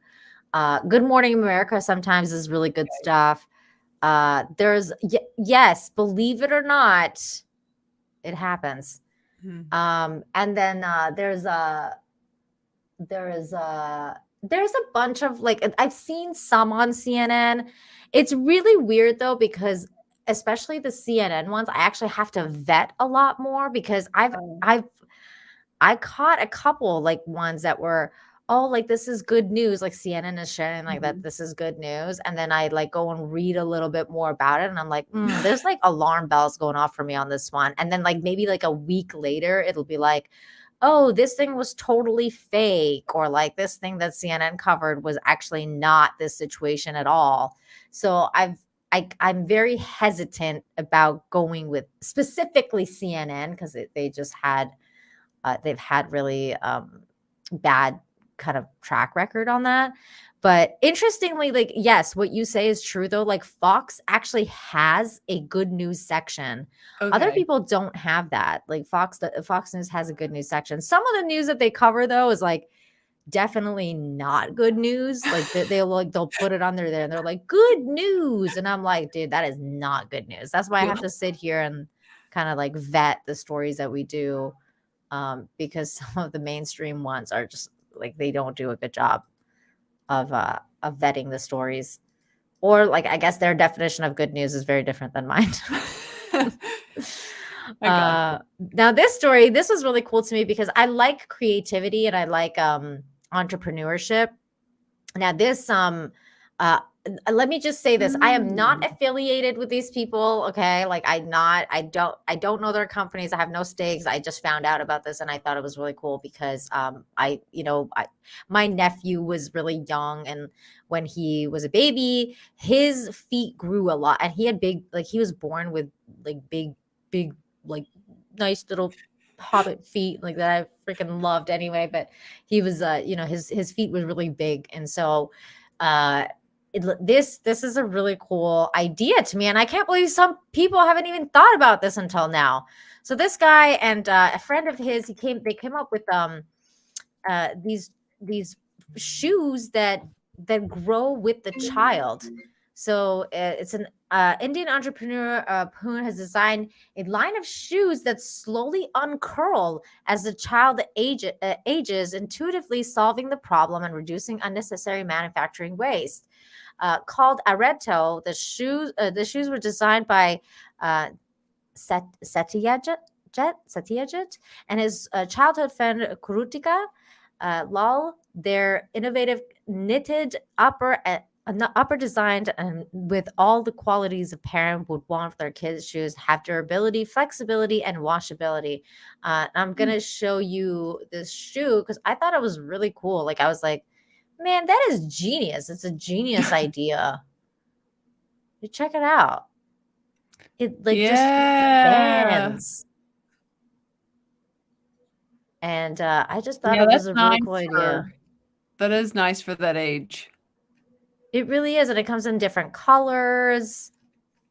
And, I just think it's cool because it's just Well, it and a just bunch of saves money students. because I mean they just keep outgrowing them very quickly. Yeah, over and over again. And I thought that was cool. Now, this is a That is video cool. that they made. Let me share this one. Children do not wear the right shoes for the first 10 years of their lives. Mattel, who designed the Areto shoes with consultation with concerned childhood podiatrists, between 0 and 3 years of age, children's feet size change every 3 months, and you need roughly 15 sizes between 0 and 9 before attaining the final foot size at 13 years. We figure out the problem while the feet grow, their shoe does not. And so they kind of go into a little bit of more about it, but it's really interesting to me because they say that, you know, how some parents like shove the kids' feet into the shoes that don't fit. Apparently that actually causes like damage to the nerves and the muscle that you know, the feet need to grow properly. So this is really cool. I think this is an awesome idea. If you're a toddler mom, This is their, then you would know how fast our babies video. grow. I recently got my hands on Arito shoes and they're extremely comfortable. They look cute. It accommodates up They to are 3 cute. inches, and Arito shoe stretches 360 to mimic the natural foot shape. And Jays absolutely love these shoes. Growing shoes for growing feet. Excellent. I Good like stuff. it. I like No, it. I well, like I mean, it just kind of solves a problem. I mean, it really is for people having to keep buying shoes. I know. I'm going to put that website in the chat right now. So if you guys are interested, maybe you got a baby shower coming up or something. There you go. Why not try this and help some young entrepreneurs from India who are just trying to make everybody's lives better. There you go. That was cool. And then there was another one, also cool story here. It says artistic doctor transforms kids' broken arms into animated artworks, especially for them. This is a really sweet story. It says kids who arrived at this Chicago hospital to get treated for hand injuries don't expect to leave with a piece of art that's designed just for them. But thanks to one artistic doctor, that's exactly what happens. Orthopedic surgeon Dr. Felicity Fishman at what? I can't read this. Shriners. I'm that way too when trying to read stuff. Yeah, that's Shriners. Shriners Children's Hospital, Chicago. Yeah, is the go-to doctor for children who want a grin on their face when they leave for home. She's drawn everything from dinosaurs and sharks to SpongeBob and Elsa from Frozen fans, all personalized with sterilized markers. The whole team at Shriners Children's has embraced the simple happiness that cast art allows the recovering child to enjoy. Fisherman told GNN. It is truly a team effort. My PA and my nurses in the clinic began the conversation about the potential cast art so families have time to choose and the child has something to look forward to instead of being scared. There's the little shark one. The ability, isn't that so cute? The ability to pick something special and personalized for their cast allows the child to regain a sense of autonomy in an otherwise anxiety-provoking situation. The pre-op nurses encourage the kids to pick something really unique, or the OR staff nurses, anesthesia scrub techs, select the marker colors and help plan the outline. Finally, Fisherman brings the art to life. There's a SpongeBob one and the Frozen one. Isn't it so cute? There have been few children that have loved their drawings so much that they were actually sad to have their cast removed. One family told me that they saw their daughter around 2 years old having a conversation with Mickey Mouse on her cast. That's so sweet. Can you imagine that? Like she's like sitting there like, I know Mickey had such a nice day today. I hope you had a good day too. You know, it's just so cute. I would have had like a Yoda drawn on me. Oh yeah, definitely, because you're Force of Light. I think I would probably have like Spider-Man or something because Spider-Man's my no wait, Sailor Moon. What am I talking about? Like it would obviously be Sailor Moon. I would have Sailor Moon on my cast. What is Sailor Moon? You don't know what Sailor Moon No. is? How dare you? Wait. Well, This is not Sailor Moon, but this is Princess Serenity, which is her ultimate form. Oh, that's why I didn't know. It was too girly for me. Oh, is that what it is? She's a Japanese superhero. Gotcha. Okay. Okay. She's a little anime girl. Yeah, see, I never was in anime, so I never know anything about anime. Oh my god, you would love it. Sailor Moon is so awesome. It's super girly though. You're right. The I'm cap fine with one it is now. Back when I was little, I'm saying.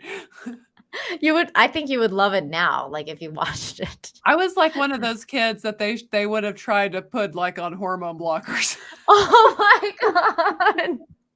Oh my god, that's hilarious. Let me get this other. Okay, hang on. Okay, there we go. The kids usually return about 3 to 4 weeks after the surgery to have the cast removed, and the orthopedic techs try to preserve the art the family requested to keep. I consider it a huge compliment. Dr. Fisherman's expertise is what helps her patients heal, but it's her artistic skill that puts a smile on their faces. Even though the art is applied following the real work of surgery, everyone on the team agrees those 10 minutes of creativity are still important to the overall success, which I think is a big deal. Like a lot of people take, bedside manner to they don't put as much into it, and I think that is actually a huge part of the recovery process for people. Yes. Oh, definitely. Mm-hmm. I totally agree. So that's yeah, that's really good to do for kids. I mean, because it does, like they said, it gives them back a sense of autonomy, like it's theirs, like it's personalized to them. So that's really good. It's awesome. It is. More doctors need to do this kind of stuff because that's what we need more of. Or just get someone on staff that can, like, yeah. Like you could just have someone, one of the hourly workers that knows how to do it. Well, I mean, because it's a good service. So it is. If you're gonna like that, you're in that part of the wing that does a lot of broken limbs, then I think it's good to do. Definitely. Like it's just creative, and it, like you said, it helps the kids like psyche, like with the autonomy thing. It's all sorts of good things. Now we got John Thomas for $5 says waiting for Disney to copyright claim the Doctor. Oh my god. They would too. Russell Hall for $2 says ask her the thing about Gates McFadden. Ask her. I don't know. Ask you or me? About. I think he wants me to ask you something about Gates McFadden, but I don't even know who Gates McFadden is. Do you watch Star Trek, The Next Generation? I never was into Star Trek. Have you ever seen any Star Trek? Only like that first J.J. Abrams movie. Oh my God, no. Oh no. No. That's terrible. That's almost as worse than you not knowing what Sailor Moon is, girl. Like holy shit. Basically, she's a Star Trek doctor. She's like a doctor. From Star Trek. So I don't know what question. I don't even know what question you want me to ask, Russell. So you're gonna have to ask the question, whatever the question is. She doesn't even know who it is. And Ramdam said Michelle was a tomboy. Figures. Yeah, I was a tomboy. I was for a little bit too. I was too, and but then it's a stage of life for a lot of girls. Then you're like, then I didn't like being called a tomboy because I'm like, I'm not a boy, I'm a girl. Same. And I refused to cut my hair because people would be like, why don't you cut your hair? And I'm like, I'm a girl. They're like, are you? I'm like, yes.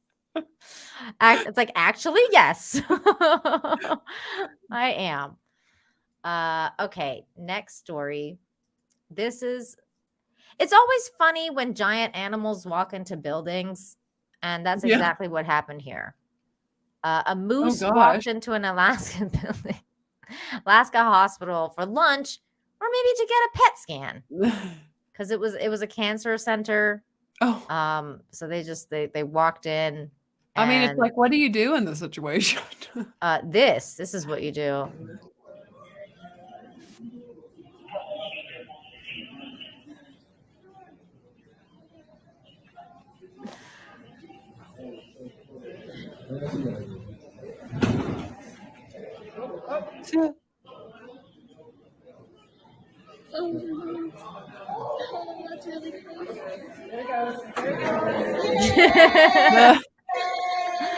The funniest thing was about this was that they were saying in the article, I hate when they do this when you pause the video and there's like all these random stuff. They were saying in the video that, or in the article, that they made an announcement like there's a moose in the building, so please like stay away because it could be dangerous, kind of thing. And more people showed up to see the moose, and I was like, you shouldn't have announced it. Like, I was seeing. Like everybody's just there to like look at the moose. It's just so funny. So there he is. Yeah. Only in Alaska. Alaska Live. Yep. There you go. It was in Alaska. Alaska should be part of Canada. So I think I'm just saying. I'm just saying. Well, technically, like Toronto was a part of America for a while. Oh, that's true. And we gave it up for some reason. I don't know. You're feeling charitable. I was like, oh, we'll just give you back this part. Just a little bit. This was a crazy story. At first I was like, should I cover this? Because it's weird. But then I was like, you know what? I'm covering it because it's hilarious.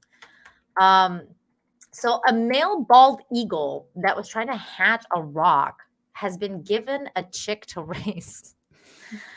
A permanently injured bald eagle who can't fly is living out the rest of his days at a bird sanctuary in Missouri. Last month, one of the caretakers of World Bird Sanctuary, WBS, noticed something odd. Hang on. Sorry. It's okay. Okay. Hang on.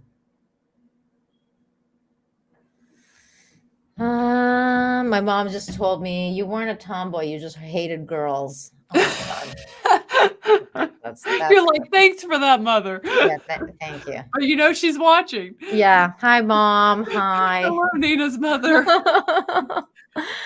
Last month, one of the caretakers at World Bird Sanctuary at WBS noticed something odd. Keeper Kirsten saw Murphy the eagle protecting a large depression in the ground. The spot was sparsely but carefully decorated with leaves and branches and featured a small rock right in the center. Later that day, the keeper, Kirsten, saw Murphy sitting on the rock as if it was an egg, and then he continued to do so just day after day. Male bald eagles take equal part in raising the young, so this is very natural behavior for a male. Every so often, he rearranges the sticks in his nest and cackles at at the other eagles that come too close. We wish Murphy all the luck in the world, but we're not telling him the reality of the situation, the nonprofit wrote on Facebook. We have yet to see a rock hatch. This was the rock that he was, poor thing.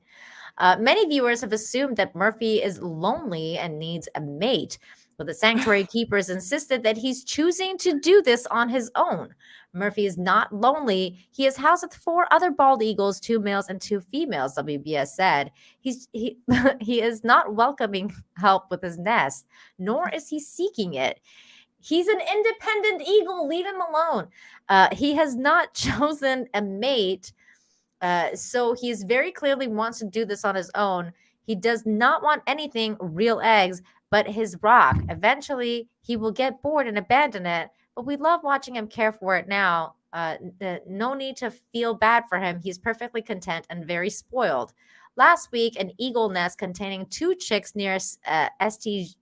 Genevieve, Missouri, was blown down by a very high winds. 1 chick perished in the fall. Aw, R.I.P. But the other was found and rescued by a faithful nest watcher who brought the chick to the World Bird Sanctuary Wildlife Hospital. The staff decided to give Murphy a chance to at fostering the real baby. However, at 31 years old, Murphy had never raised a chick before. It was definitely a gamble, but also the chick's best chance at survival. Baby rock was removed, and the chick was introduced into the enclosure. This is their first baby. He's like, what the is that? It would be funny if he knew the whole time that it was a rock and he was like, look guys, I was just messing around with the rock, like I knew that it wasn't gonna come out as a bird, and now there's a bird here. I don't. My reality is shattering. I don't know. It's like the Mandalorian, and it's like the bird DeLorean. Oh, it's like a little baby Grogu. It took Murphy about an hour to approach the eaglet to examine it. Murphy was definitely curious, but he didn't feed him. The next day, the eaglet left the nest to be closer to Murphy, and this is when the magic happened. It's happening, WBS said in an update. Murphy fed the baby. WBS posted photos of Murphy and the baby. Said that they will be as hands-off as possible to allow maximum bonding between Murphy and the baby. And if you would like to help feed the Murphy and the baby in the sanctuary, you can consider donating to the World Bird Sanctuary if you're interested in that. There you go. Well, baby, he's like, give me food. Yeah, I don't know how Murphy's feeling about all this. Murphy was like, I wanted a rock. You know, they should have named him Charlie Brown. He's like, I got a rock. I mean, I hope they're happy together. I think it's adorable. William Brown says Nina was into tuxedo mask. This is true. John Thomas says for $5, was Michelle's sister a girly girl then? Opposite in sisters and all the most gingers are. Oh man, yeah. Do you guys just watch her channel enough? I don't even think you need to ask. Yeah. Yeah. But was she always like that? Like when you were a tomboy, she was like that. I think that's so. I think he's right. It's like opposites and sisters. Yeah. Like she was so girly, so I couldn't be so girly. You know, it was. Oh, that's so funny. I've never had a sister. I've never had siblings, so that I don't know. Yeah, how those Natalie's things work. like girly of the girliest. That's so cool. That's so cool. Gaza for 2 says, for your mom, good humans. Aw, thank you. For my mama. Shout out to all the moms out there and all the dads, especially the ones that, you know, they want to be a father no matter what, to a point where they'll sit on a rock. Look. Poor dads. Okay, this next story made me laugh and smile. We'll get into the animal portion of the show soon, guys, but this is funny. White guy stuns Nigerians by speaking Yoruba. Their reaction is so wholesome. This was great. Nigeria. Yo, boy, Yoruba. Moso Yoruba, yeah. Ẹ̀yin nìkan. Báwo ni. Àlàáfíà. Man, I need to make a video now. I'm telling you. Ẹ káàsán. Ẹ káàsán. Níbo ló ti wá? Mo jẹ́ American. American. Yeah. I've never seen anything like this. I can't believe it. You make me so proud now. Yes. Oh, I love that. Thank you. Yeah, I love the white boy speaking Yoruba, man. Hey, dear. No, but that. Oh, yeah, shit. No, Okay, fine. 40. When you get there, then you be. Oh no. Oh my God, wasn't that so funny? I like it. And so apparently he is a content creator and he speaks several languages. And he goes around and he makes content talking to people and like basically shocking them that he knows their language, which I think is really cool. So there you go. His channel is this one right here. If you guys are interested. Zeomanic. There you go. Zeomanic. Ariel Smith. Okay, okie dokie. Next story is we're getting to the animal portion now, guys. Get ready for all the cuteness.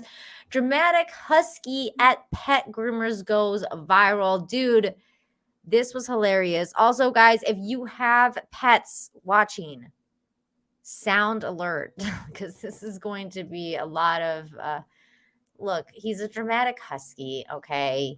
Keyword dramatic. He's very dramatic. Here we go. This video was hilarious. Step 1, get the dog into the bathtub. I'm going to assume by the sounds of it that I don't need to tell you what breed of dog she is. This is Link, and if you didn't get the message, she is in fact dying. First, I give her an acid bath, and then I towel dry her with sandpaper. After that, she made sure to let my neighbors know that I slaughter huskies for a living.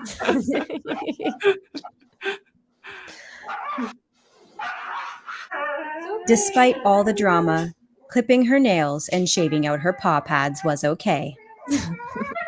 But God forbid I de-shed her with the equi-groomer.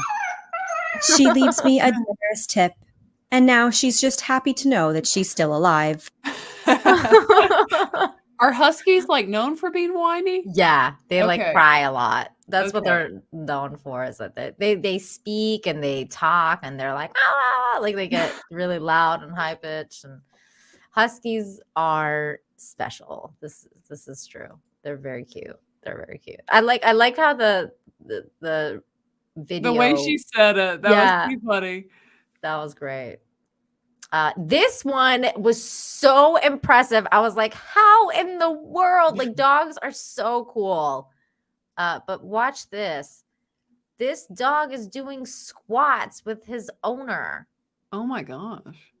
This is crazy. Watch this. I can't turn on the music because the music's gonna get hit. But like he's doing the. Isn't that cool? It is. He's getting his workout in, man. I love that so much. It's just like, I can do this too, Daddy. I can do this too. So great. Let me see, what was the other one? Oh, this was crazy. This is crazy. This was a doggo not skipping leg day. No. Feel the bird. It's true. This next story is like, this is so terrifying, but the guy was like super smart, but this is terrifying. It says man's quick thinking saves his friend from bear attack. Here we go. Oh. Look at, he was coming for him. Yeah, he was. He ran away. So the bear, so like this guy apparently, like, I guess he fell down and the bear was there and he felt threatened. So he's like, I'm gonna kill you. And then this guy just, used his engine sound to get him to not kill his friend, which is good. Yeah, that is good. That ended up being good. It was meth bear, cocaine bear. Yeah, cocaine bear. John Thomas 10 says, that's girl what dog channel. I sent you a message about her. She closed her regular grooming business to only do online content and uses profits to help shelter animals and rescues. Oh, that's so cool. That is good. Thanks, John. Thanks for letting me know about that. That's awesome. Good for her. Yes, this is very true. I'm Canadian, so I've been taught bear safety. The bear was just trying to steal his bike. Okay. That's probably what it was. This is also correct. Cocaine bear wouldn't have run away. I think so too. I think he would have eaten them. Yeah, he would have been like, you want some? Okay.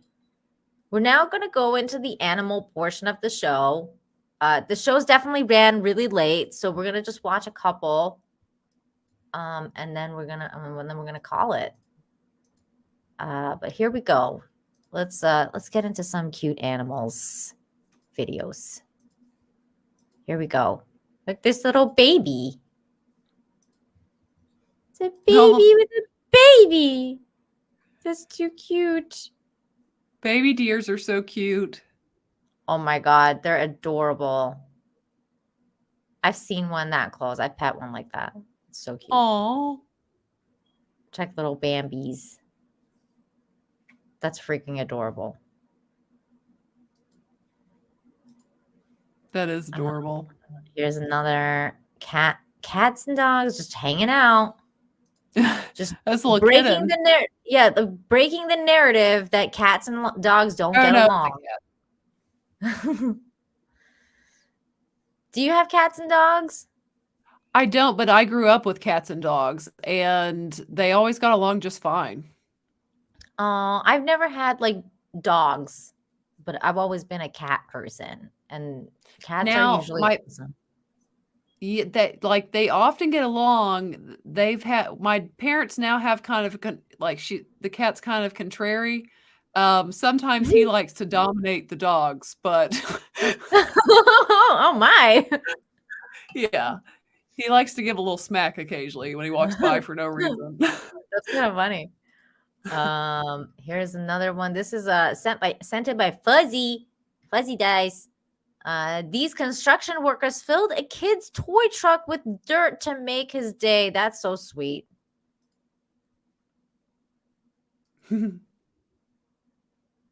That's so cute. Oh, yeah. That's impressive that they had that much precision to get it in that. Right? That's skill. That is skill. I mean, that's precise. Wow, that is skillful. That is. Oh, there's the kid. He's probably so happy. That's sweet. That's adorable. I love that. That is sweet. Here is, what am I looking at here? I forgot what this is. Oh, it's just a cat. Okay, here it is. Cat's helping. It's just a cat.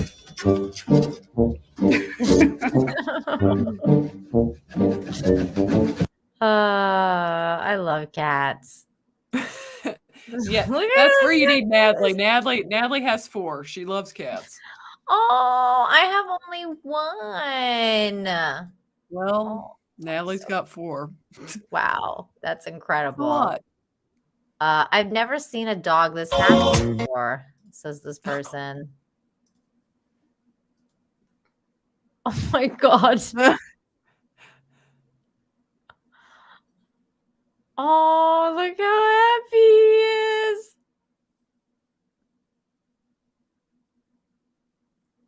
Oh my god, he can hardly control himself. No, dogs get so happy sometimes.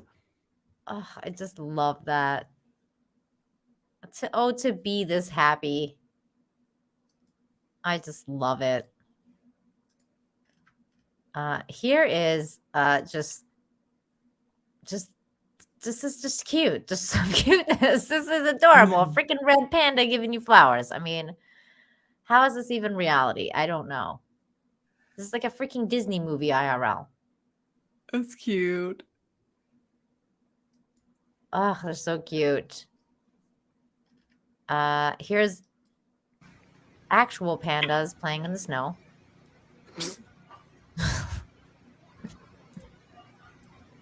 Did you see that one? I saw one this week, Nina, where it was like this woman works at like a panda place, like where the sanctuary, and they just all want hugs. Yes, I marked that one down because obviously we need to show that. Where is it? I have that somewhere. Yeah, I saw it this week somewhere This on Twitter, I one. think. Oh no, it's not this one. This No, one's it's not that funny one. though. This one's funny though because he wanted a hug from the caretaker because he fell down. Oh. So he fell down, and the caretaker's like, "It's okay, you're okay," and he's just like, "Ah, I'm hurt." Oh, he's like a baby. Oh. Look, he doesn't want to let go. No, he's Oh my not- he's not god, that's letting so go. cute. There was another one. Oh, there's just some tigers playing with the Easter eggs. I mean, how cute is that? Little monkeys. There's monkeys. What's your favorite animal? Mine? Mm-hmm. I don't know. Like growing up, I was a big. I mean, I grew up with dogs and cats, and I mean, big cats like that are always neat to watch. I was always a huge. Did my camera just freeze? My gosh, I have to get my other battery. Yes. I grew up a huge Shamu fan. Like, and to this day, the killer whale still makes my heart beat a little. I love Shamu. Have you ever been to what's it called? SeaWorld? No, I've never been to SeaWorld. No. Yes, they used to have those shows with they called them Shamu. Yeah. With the whales. But I have seen, because I'm from Canada, so I've seen like actual killer whales in the ocean. Yeah, I don't think I would want to see one in the ocean. Yeah, they I mean, they think come really around pretty. and then you see them because they jump up and they they do things, and then you're like, oh, there's the killer whales over there, Yes, Uh, there we go. but Here we go. yeah. Back. Yeah, Shamu's an orca. Shamu's an orca. He's a cutie pie. But they're pretty. It's a pretty whale. They are. So you would say your favorite animal is a whale? I don't think it's a killer whale. I love like them and dolphins. Just kind of, I always love to see them. Have you ever swam with the dolphins? No, but I would like to at some point. You should Have come you? here. We do that here. There's like a really nice place that they do that. So you've done it? Yes. Is I've it fun? absolutely done it. It's so fun. It's so fun. Are they sweet? Yeah, my dolphin didn't grape me or anything. Like nothing bad happened. It was fine. Like he was really friendly. He actually had he had a girlfriend, and he kept wanting to run away from our group to go to the girlfriend dolphin, like to the other group that was like hanging out with the girlfriend dolphin. And it was really funny, like the situation. But they like because in Cancun, they have a sanctuary kind of place for them. So they're not like trapped, they're in like open seawater and everything like that. And they get treated better than basically the humans here. And so they're like very loved, and like their caretakers like love them so much and spend so much time with them and treat them so well. So they're just they're happy dolphins here. Like they're really, really happy. Yeah. Well, they always just come across like as happy creatures, dolphins do. I was thinking too, another one. Okay, if I'm like at a petting zoo situation, my favorite is always the baby goats. Oh, baby goats are so cute. Yeah, they're really, and their little personalities are cute. They're so adorable. I have like in a petting zoo situation, I think I would be more. Yeah, baby goats are super cute. I like Little pigs pigs can be too. I think cute. pigs are cute. Baby Little pigs are pigs, really yeah. cute. But like for me, like I can't decide what my favorite animals because Yeah, I I can't love either. all animals. Like I love elephants, I love pandas, I love bears in general. I love tigers, any form of cat really. Like I'm just like, yes, cats. I love giraffes. I love, just monkeys. I love monkeys, like any type of monkey you could possibly. I like the little monkey, the little I one, love- like from Ace Ventura, Spike. Yeah, the little monkeys. And then I love big monkeys. Like I love gorillas. I love orangutans. I love all sorts of monkeys are great. I love what else do I love, chat? I love so much stuff. Pandas are amazing. Look at this. I mean, this is adorable. Hold on, let me bring this back. I randomly kind of like owls. That's cool. This is a baby sloth doing pull-ups. Oh my gosh. I mean, that's just hilarious. Turtles! How can I forget? How can we forget Zombie Jonathan? Back here live at the Waterfront Village with my friend, the zombie Jonathan. You're looking good. Jonathan just got an awesome face paint job. What do you think? I like turtles. All right. Sorry, what were you going to say? What did I say? You were My saying mind. somebody put something in the chat that you like. Oh, what? Okay, let me go back and see. That's a good thing to say. Someone said crocodiles. I was like, no, that's a no for me. No, I don't like crocs. I'm not a huge lizard person in general. No, Here's I'm a not doggy. reptiles. This is Luna. She was just streaming about being a boxer while under anesthesia, and the float's like a butterfly part down. Still practices stinging like a bee. What the frig? This is too funny. Here's a cat. This is adorable. I wish I could teach my cat to do this.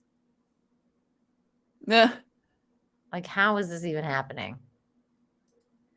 Beware of male dolphins, says John Thomas. Look, I'm telling you, I didn't get violated by my male dolphin. He was fine.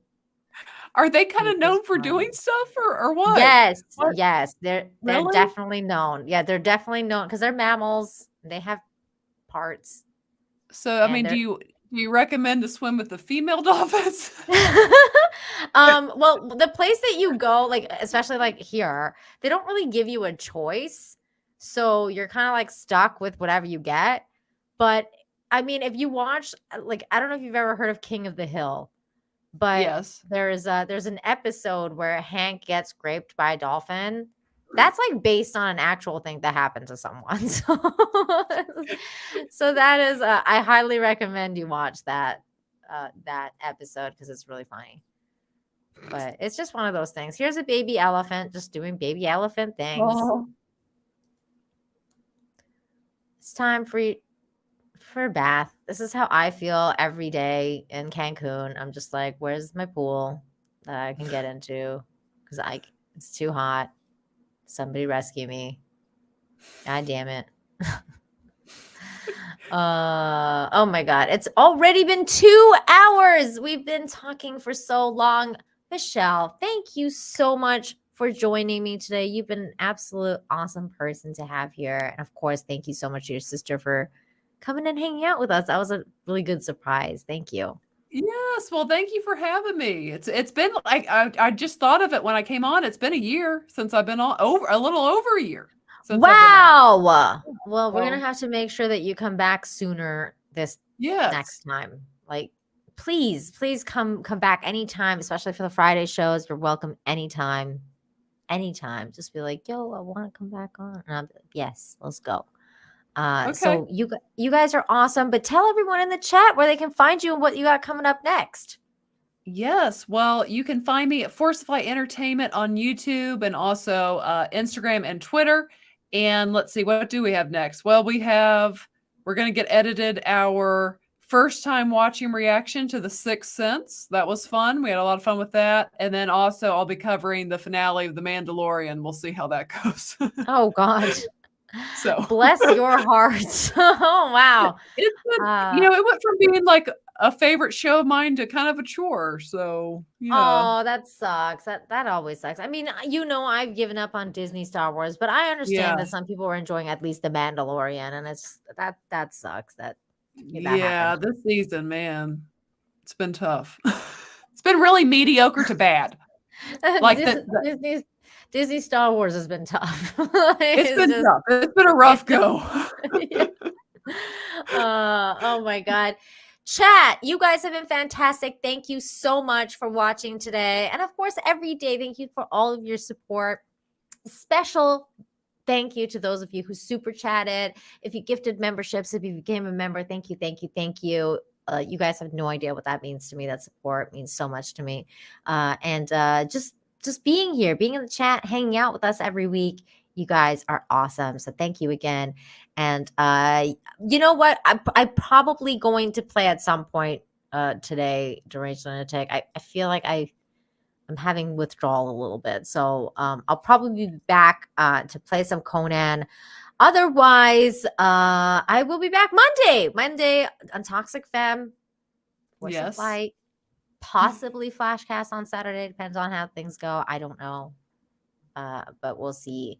Braz Monkey, thank you for the Bravo Super Sticker. Thank you. Thank you. Thank you so much. Everybody, have a fantastic weekend.